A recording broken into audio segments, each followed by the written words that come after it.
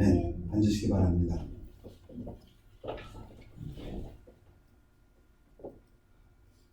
여호와를 경외하는 것은 지혜의 훈계라 겸손은 존귀의 길잡이니라. 두 가지를 이야기합니다. 여호와를 경외하는 것, 영어로는 두려워하는 것, 그리고 겸손입니다. 잠언 15장 33절에서 잠언 16장 9절까지가 오늘 본문인데, 신학자 게럿은 이렇게 합니다. 이것은 의에 관한 성경의 정의이다. Definition of righteousness. 의란 무엇인가? 첫째는 하나님을 두려워하는 것이요, 둘째는 겸손합니다. 무엇이 이게 우리에게 전하는 메시지입니까? 의라는 것은 우리가 하는 어떤 행동이 아니다. 그런 신약의 메시지하고 똑같습니다. 사도 바울의 메시지하고 같습니다. 우리는 의로운 사람 하면 그 행위가 의롭다는 데 초점을 맞출지 모르지만, 원래 근본적으로 펀더멘티컬하게는 의라는 것은 마음의 자세요, 마음의 동기다. 그 사람의 마음가짐이 어떠한가가 하나님에게는 더 중요하시다, 이런 말입니다. 마음의 경영은 사람에게 있어도 말의 응답은 여호와께로부터 나오느니라. 사람의 행위가 자기 보기에는 모두 깨끗하여도 여호와는 심령을 감찰하시느니라. 사람들은 나의 행위가 깨끗하다, 나는 의롭다. 유대인들은 인생의 싸움이 의의 싸움이었습니다. 어찌하든지 의인이 될 때에 하나님의 축복을 받는다고 했는데, 그들은 행위에 초점을 맞췄고, 그러다 보니까 자기의 의를 나타내려고 노력했는데, 하나님께서는 의란 그 속 사람의 동기요, 그것은 마음의 자세다, attitude이고 모티브를 하나님은 살피신다, 이렇게 말씀하십니다. 그래서 너의 행사를 여호와께 맡기라. 그리하면 네가 경영하는 것이 이루어지리라. 나의 행위로 무엇을 이루려 하지 말고 내 마음으로부터 하나님을 신뢰하는 그 마음으로부터 하나님께 맡기라. 이것이 의인의 삶이다. 너의 의, 너의 행위, 내 능력으로 하려 하지 말고 하나님께 구하라. 무릇 마음이 교만한 자를 여호와께서 미워하시나니 피차 손을 잡을지라도 벌을 면하지 못하리라. 그러하지 못한 자, 자기의 의와 자기의 능력과 자기의 실력과 자기의 재물을 의지하는 자를 하나님은 마음이 교만한 자라 하시고 벌을 면하지 못한다. 왜요? 신약의 메시지하고 똑같습니다. 이거 지금 잠언입니다. 그런데 어찌하면 사도 바울의 메시지하고 똑같습니다. 사도 바울은 로마서 3장에서 의인은 없나니 하나도 없다. 모든 사람이 죄를 지었다고 얘기하고 죄의 값은 죽음이라고 말씀하십니다. 인자와 진리로 인하여 죄악이 속하게 되고 여호와를 경외함으로 말미암아 악에서 떠나게 되는가. 의로운 사람은 자기의 의를 의지하지 아니하고 하나님의 의를 구하는 사람은 그 특징이 사랑과 진리, 인자는 mercy입니다. 원에서 헤세드라는 것은 loyal love, 하나님의 사랑을 대표하는 가장 귀한 단어가 인자입니다. 사랑과 진리로 인해서 우리가 죄를 사함을 받는다. 여기에 아주 중요한 부분이 있습니다. 예수님께서는 수차 말씀하셨습니다. 우리가 하나님한테 구할 때에 누군가가 혐의가 있으면 우리가 그를 용서해 주어야 한다고 말씀하십니다. 여러분 마음속에 누가 아직 용서하지 못한 사람이 있습니까? 의외로 많습니다. 제가 나가서 이렇게 접하는 사람들과 대화할 때 제가 이렇게 느낍니다. 이 사람 저 누구를 용서 못하고 있구나. 이 사람 저 누구에 대한 원망이 있거나 불만이 있거나 의외로 가족들에게 그런 사람이 있습니다. 말을 툭 던지는데 예를 들까요? 우리 집 주변에 한의사 한 분 계십니다. 그 부인을 만났는데 자기 남편에 대해서 얘기하면서 툭 한마디 던지는데 저한테는 쑥 들어옵니다. 아, 남편에 대해서 응어리가 있구나. 본인은 못 느끼셨을 거예요. 그런가 하면 제 주변에 또 어떤 남자분 계십니다. 얘기를 하면 저한테는 그냥 비수같이 팍 들어옵니다. 아, 부인에 대해서 응어리가 있구나.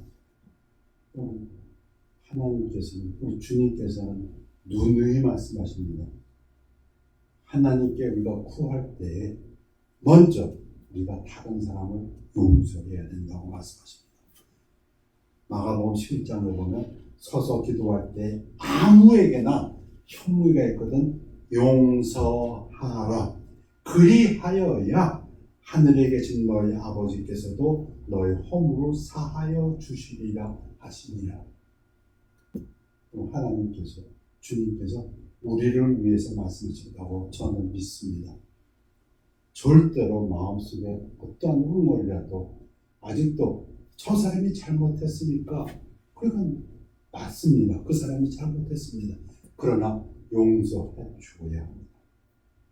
아멘입니까? 아멘. 사람의 행위가 여호와를 기쁘시게 하면 그 사람의 원수라도 그와 더불어 화목하게 하시니라. 우리가 이러하게 하나님의 의를 붙잡고 우리 마음의 자세를 하나님을 신뢰하고 나아갈 때 하나님을 두려워하고 겸손하면 하나님께서 주시는 그 은복이 평안한 삶이다. 원수라도 그와 더불어 화목하게 하신다 말씀하십니다. 사람이 마음으로 자기의 길을 계획할지라도 우리 많이 하지요. 그의 걸음을 인도하시는 이는 여호와시니라. 무슨 말씀입니까? 우리가 계획하고 노력한다 할지라도 가까이 갈 수는 있지만 성공하느냐 실패하느냐는 전적으로 하나님 손 안에 달려있다. 이런 얘기입니다. 두 번째로 말씀드리고 싶은 것은 전도서입니다. 첫 번째는 잠언에서 의의 정의를 말씀드렸습니다. 우리는 행위라고 생각하는데 아니요. 행위가 아니라 마음의 자세다. 마음의 동기다.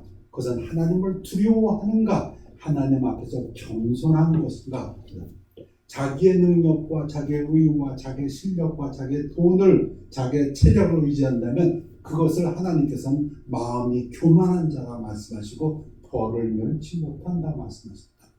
우리가 하나님의 의를 쫓아갈 때에 하나님께서는 우리에게 은혜를 베푸셔서 평안한 삶을 주신다 말씀하십니다. 두 번째는 전도서 9장에서 지혜는 미래의 불확실성에 영향을 받습니다. 신학자 글렌 디알의 이야기입니다. Wisdom is subject to the uncertainty of the future. 확실하다. 내가 다시 해 아래에서 보니 빠른 경주자들이라고 선착하는 것이 아니며 용사들이라고 전쟁에 승리하는 것이 아니며 그렇죠. 동계올림픽 보셨습니까? 몇 년 전에 우리 선수들이 정말 억울하게 다른 선수가 넘어지는 바람에 자기도 넘어져서 그만 메달을 못 따지 않았습니까? 그 얘기하고 똑같아요. 우리는 그때 어떻게 합니까? 그건 놔두고 내가 금메달을 따려면 내가 메달을 따려면 열심히 체력을 키우고 훈련을 해갖고 스피드를 갱신해야 된다. 그게 우리의 삶입니다. 그런데 지혜는 불확실성을 얘기합니다. 미래에 대한 불확실성. 용사들이라고 전쟁에서 승리하기 위해서 우리가 국가적으로 승리하기 위해서는 국력을 키워야 됩니다. 국방비 증강하고 맞습니다. 그런데 전도서는 이야기합니다. 미래의 불확실성을 얘기합니다. 우리가 국력이 강하다고 해서 반드시 전쟁에서 승리하는 것이 아니다 이야기입니다. 지혜자들이라고 음식물을 얻는 것도 아니며 명철자들이라고 재물을 얻는 것도 아니며 지식인들이라고 은총으로 입는 것이 아니니 음식물, 재물, 은총, 부귀영화. 우리는 이 땅에서 행복을 위해서 열심히 실력을 갖고 오고요. 우리 자녀들을 그렇게 키우려고 열심히 노력하고 있습니다. 그런데 전도서는 미래의 불확실성을 이야기합니다. 그렇다고 해서 되는 것이 아니다. 그렇다고 해서 부자 되는 것 아니고, 그렇다고 해서 재물 얻는 것 아니고, 그렇다고 해서 부귀영화 누리는 것이 아니다. 이렇게 말씀하십니다. 이는 시기와 기회는 그들 모두에게 임함이니라. 전도서 9장 11절입니다. 시기와 기회, time and chance. 개역 개정에서는 시기와 우연성입니다. 그리고 공동 번역에서는 불행, 새 번역에서는 불행한 때, 현대인의 성경에서는 뜻하지 않은 일이 누구에게나 닥친다 이런 얘기입니다. 제가 병이 날 줄 누가 알았습니까? 났어요. 그래서 이렇게 홀쭉해졌습니다. 여러분 신문 보시죠. 신문 보실 때마다 제가 뜨끔뜨끔할 때가 얼마나 많은지 모릅니다. 뉴욕에 오신 한국에서 오신 50대 여성분 나란 일을 하러 오셨더라고요. 국가에서 무슨 뉴욕의 시스템을 조사하러 국가에서 보내서 왔는데 운전하다가 상대방 오는 차가 트럭 때문에 정면으로 와서 박아버려갖고 그 50대 여성이 죽었어요. 여기서는 그 평소에 아마 자기가 죽으면 자기 장기를 기증한다고 하셨던 것 같아요. 그래서 몇 사람의 기증해서 죽음을 하셨다고 10년 남았는데, 그분이 한국에서 잘 나가시던 분이 국가 일을 하기 위한 뉴욕에 왔다가 교통사고로 죽은 줄 누가 알았습니까? 며칠 전 신문 보셨어요? 미국 서부에서 집에 있다가 죽으신 분 계시더라고요. 빌딩 짓는 크레인이, 고층 빌딩 짓는 크레인이 꺾어져가지고 사진을 보니까 와, 그 집 아파트 벽이 그냥 다 무너졌더라고요. 한 분은 돌아가셨더라고요. 젊은 여성분이. 그러면 불행은 모두에게 알지 못하게 옵니다. 어찌 보면 우리 인생은 불행과의 싸움인지도 몰라요. 그래서 보험 드는 건지도 모르겠어요. 성경에도 보면 그런 얘기가 참 많더라고요.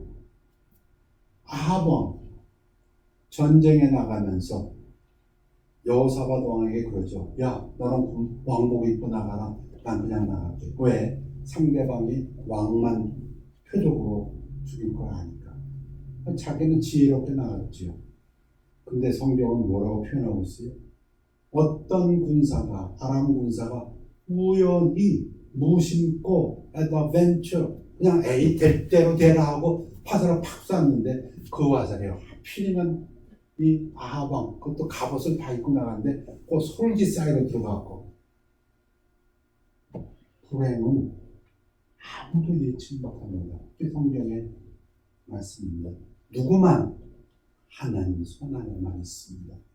그런가 하만이 자기가 달려 죽을 줄, 그 바로 전날까지만 해도 나는 이 왕국에서 제2인자다. 누구보다도 신임받는 사람이다. 왕으로부터도 신임을 받고 이제는 심지어 왕비까지도 나를 대우한다.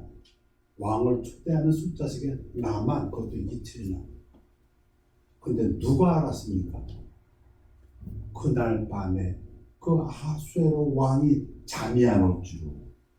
잠이 안 오면 그냥 있다 어떻게 술 한잔 마시고 자든지. 근데 그날따라 궁중실록을 가져와라. 읽어라. 근데 그날따라 읽은 궁중실록의 부분이 모르드게가 왕에게 반역하려는 음모를 발견한 사건. 그렇게 될 줄 누가 알았습니까? 그래가지고 모르드게가 상을 받았느냐 안 받았느냐요 하고 그 내시가 얘기하니까 그러면 어떤 상을 줄까? 그 시점에 하만이 들어갔다가 일이 전개되지 않습니다. 불행을 알지 못합니다. 불행도 못하고요. 또 행복도 알지 못하지요. 또 룻기에 보면 룻이 너무 가난하니까 가난한 과부들이 하는 일이 무엇이냐면 다른 사람들이 추수할 때 추수꾼 뒤를 쫓아갑니다. 추수하면서 데리고 나가면은 그 뒤에 떨어진 곡식을 줍는 것, 그게 과부들의 일입니다. 룻이 부지런히 줍다가 성경 표현은 재밌습니다. 줍다 보니까 보아스의 직원들이 하인들이 추수하는 마당에 들어왔더라. 거기 가려고 한 게 아닙니다. 그냥 그러다 보니까 해번투가 된 거예요. 갔더니 자기 친족 보아스의 하인들이 추수하는 마당에 가게 됐고 그 자기 친족 보아스가 룻을 보게 됩니다. 어찌 보면 인생은 우연의 싸움입니다. 세 번째, 첫 번째는 잠언서에서 유일한 마음의 태도다, 동기다, 하나님을 두려워하고 하나님 앞에 겸손한 것이다 말씀드렸고, 두 번째 전도서에서는 인생에는 우리가 알지 못하는 우연이 있다. 그 우연은 많은 신학자들은 불행의 때라고 번역했습니다. 불행이 우리 앞에 있다. 세 번째 말씀드릴 것은 사무엘상, 전쟁은 여호와께 속한 것입니다. 우리 인생도 전쟁이라면 우리의 전쟁은 여호와께 속한 것이다. 또 여호와의 구하심이 칼과 창에 있지 아니함을 이 무리에게 알게 하리라. 전쟁은 여호와께 속한 것인즉 그가 너희를 우리 손에 넘기시리라. 누가 한 이야기입니까? 다윗이 골리앗과 싸우면서 한 이야기입니다. 그 어린 다윗의 믿음이 얼마나 놀랍습니까? 이 이야기가 또 한 번 성경에서 그대로 되풀이될 때가 있습니다. 그 부분이 여호사밧 왕과 적국과의 싸움인데요. 유다를 공격하는 세 적군 암몬, 모압, 에돔, 이 유다 땅 동쪽 남쪽에 있는 이 세 족속이 연합을 해가지고 유다를 치러왔습니다. 그 후에 모압 자손과 암몬 자손들이 마온 사람들과 함께 와서 여호사밧을 치고자 한지라. 유다 왕 여호사밧, 지금부터 한 2900년 전 이야기입니다. 그때 이게 굉장히 위급해졌습니다. 이들이 얼마나 순식간에 쳐들어왔는지 전령이 급히 와서 왕이시여 그들이 벌써 사해 근처까지 왔나이다. 엔게디까지 왔나이다. 그럼 어떻게 될까요? 여러분의 삶 속에서 인생이 전쟁입니다. 여러분의 삶 속에서 불행이 정말 뜻하지 않게 덮쳐버렸습니다. 순식간에 어떻게 하게 됩니까? 성경에 보니까 여호사밧의 그 반응은 첫 번째 두려움입니다. 두려움. 여호사밧이 두려워하여. 근데 이 두 번째가 중요합니다. 여호와께로 낯을 향하여. 두려움이 올 때 두려움을 극복하는 성경적인 방법입니다. 하나님의 의를 구하는 자. 우리의 삶 속에서 우연, 불행의 때가 있다는 것을 아는 지혜로운 자는 그 하나님을 향하는 것이 두려움을 극복하는 방법입니다. 시편 34편 4절에 보면 내가 여호와께 간구하매 내게 응답하시고 내 모든 두려움에서 나를 건지셨다. 유다 사람들이 여호와께 도우심을 구하려 하여 유다 모든 성읍에서 모여와서 여호와께 간구하더라. 여러분, 두려움이 올 때, 절망, 근심이 올 때에 극복하는 방법이 무엇이라고요? 하나님을 향하는 것입니다. 하나님의 얼굴을 향하는 것입니다. 하나님 앞으로 나아오는 것입니다. 도움을 구하라. 때를 따라 도우시는 은혜를 원하여 하나님 앞에 나오는 것이 극복하는 방법입니다. 여호사밧이 기도합니다. 그 기도 중에 정말 그 여호사밧의 그 마음의 자세를 볼 수 있는 귀한 부분이 있습니다. 우리 하나님이여 그들을 징벌하지 아니하시네까. 우리를 치러오는 이 큰 무리를 우리가 대적할 능력이 없고 어떻게 할 바도 알지 못하옵고 오직 주만 바라보나이다. 여기에 소망이 있습니다. 자기의 힘과 자기의 능력과 실력을 의지하면 희망이 없습니다. 그러나 두려움 안에서 하나님을 의지하고, 하나님, 저는 능력이 없고 제가 할 줄 모르지만 하나님은 능력 있으신 분이 아니십니까? 하나님을 구할 때에 소망이 있습니다. 하나님께서 응답하십니다. 레위 사람 야하시엘에게 성령의 음성이 들려옵니다. 그 받은 성령의 음성을 야하시엘이 말합니다. 야하시엘이 이르되 온 유다와 예루살렘 주민과 여호사밧 왕이여 들을지어다. 여호와께서 이같이 너에게 말씀하시기를 너희는 이 큰 무리로 말미암아 두려워하거나 놀라지 말라. 이 전쟁은 너희에게 속한 것이 아니요. 다윗이 한 이야기입니다.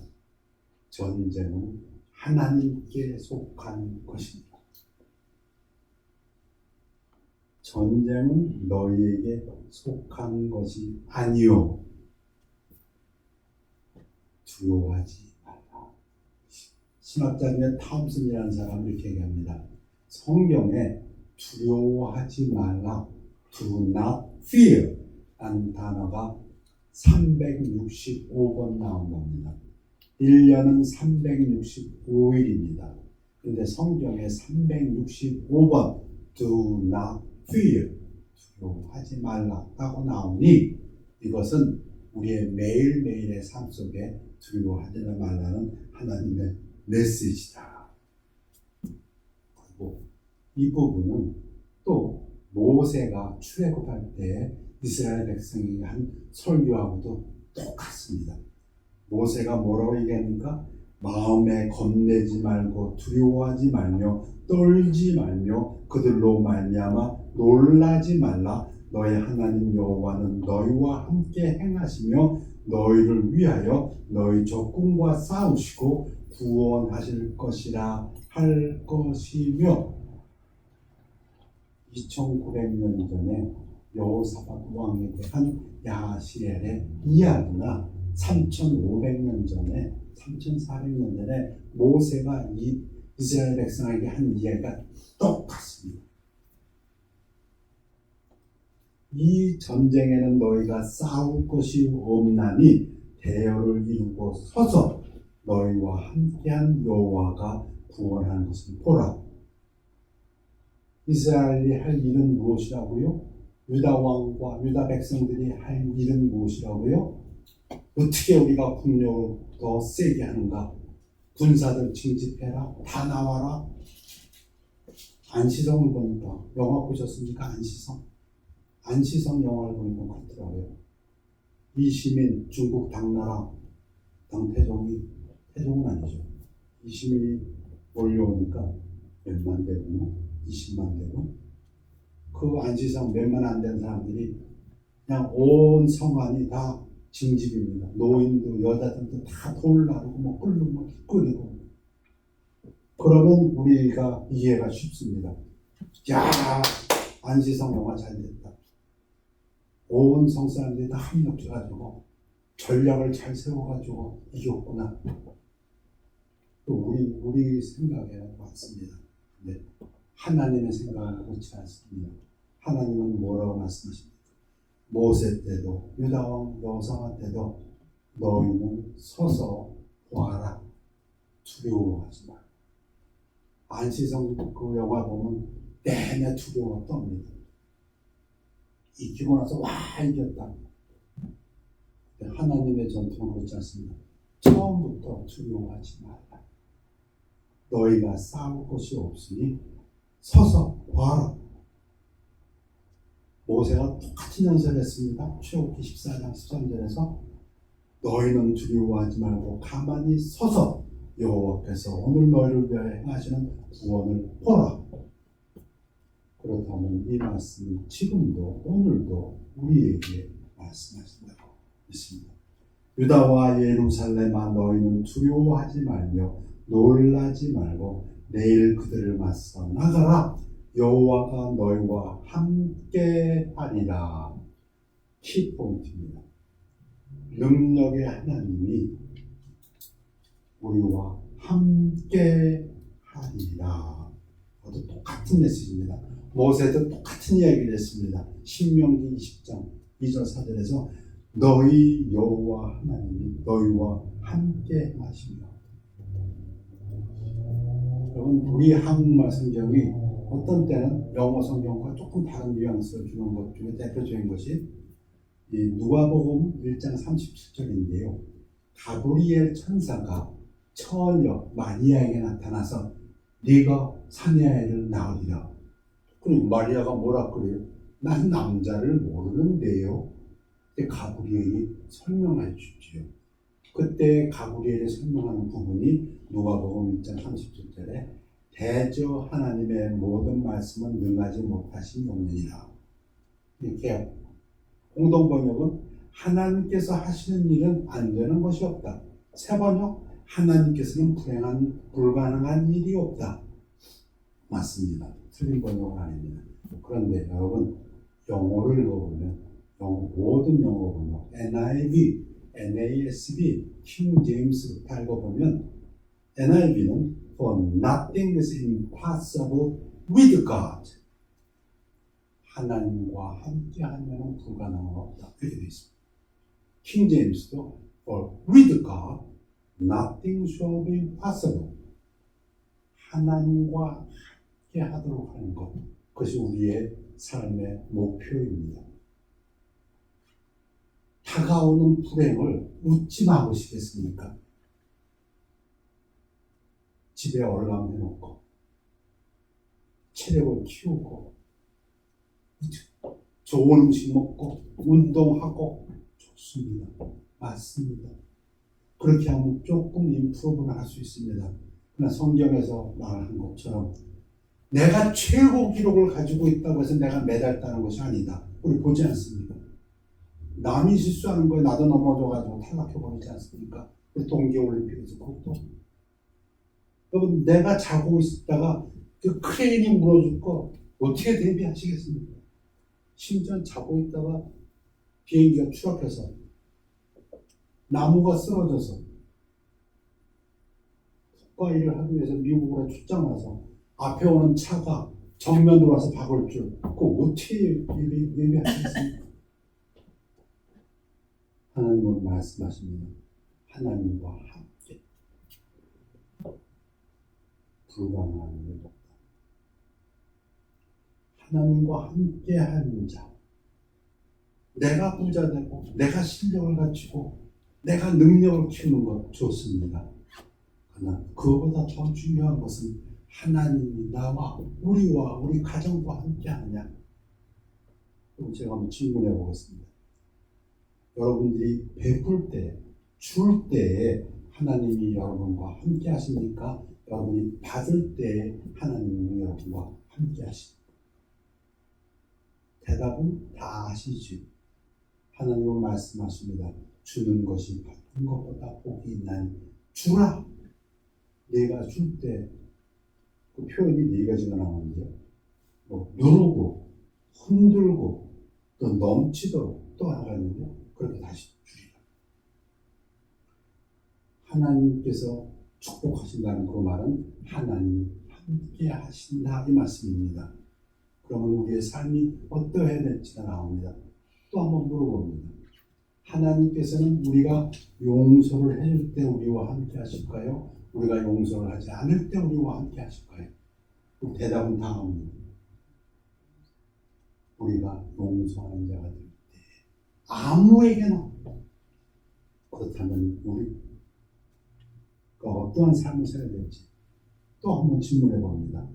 우리가 기뻐하는 자, 즐거워하는 자가 될 때 하나님께서 우리와 함께 하시겠습니까?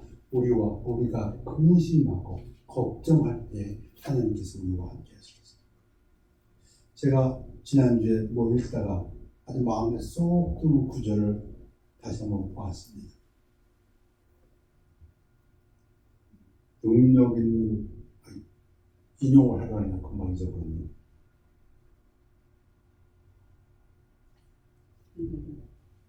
마지막 부분이 있는데 천재보다 즐기는 자가 더 낫다. 천재는 노력하는 자를 당할 수 없고 노력하는 자는 즐기는 자를 당할 수 없다.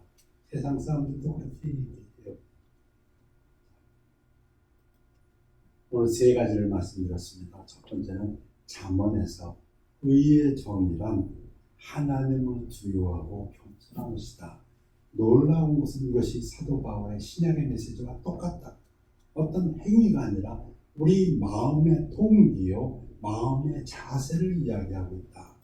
전도서에서 지혜는 미래의 불확실성에 영향을 받는다. 우리 인생은 어찌 보면 이 불확실한 미래에 대한 싸움이 아닐까. 근데 이것은 누가 가지고 있습니까? 하나님이 가지고 계십니다. 인간은 그 어느 누구도 1초 후의 일을 알 수가 없습니다. 세 번째는 사무엘상과 역대하에서 전쟁은 여호와께 속한 것입니다. 우리 인생의 전쟁이 하나님께 속았다. 이렇게 말씀드렸습니다. 빌립보서에서 내게 능력 주시는 자 안에서 내가 모든 것을 할 수 있느냐. 하나님과 함께 할 때 우리에게 희망이 있고 소망이 있고 우리가 극복할 수가 있고 하나님의 은혜 가운데 살 수 있습니다. 그러므로 하나님의 능하신 손, 여러분, 내가 능해지려고 모든 노력을 경주하는 것 아니요. 하나님의 능하신 손이 우리와 함께 하도록 우리의 삶을 경주하십시다. 그것을 겸손하다고 합니다. 때가 되면 너희를 오신다. 우리는 천성적으로 우리의 능력을 키워서 그것으로 자랑하고 그리고 교만해지려 늘 믿습니다.